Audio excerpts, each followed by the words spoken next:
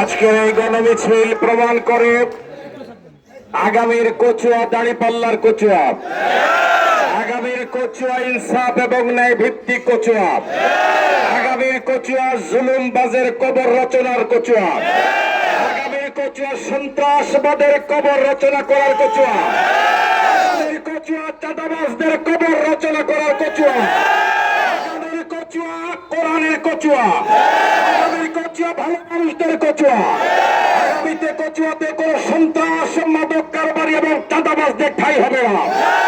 যুবকরা কি ঘুরে দাঁড়াতে পারবে? সুতরাং 12 তারিখ দাঁড়িপাল্লাতে সিলভারে গণজোয়ার যে সৃষ্টি হয়েছে, সমাপনীতে বিজয়ের মালা পরিধান করে আমরা বাড়ি ফিরবো ইনশাআল্লাহ।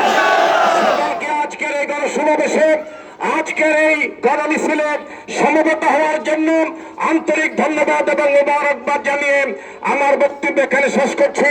আল্লাহ হাফেজ। বাংলাদেশ জিন্দাবাদ, 11 দলীয় ঐক্যজোট জিন্দাবাদ, জামাত ইসলামী জিন্দাবাদ, দাঁড়িপাল্লা জিন্দাবাদ, জিন্দাবাদ।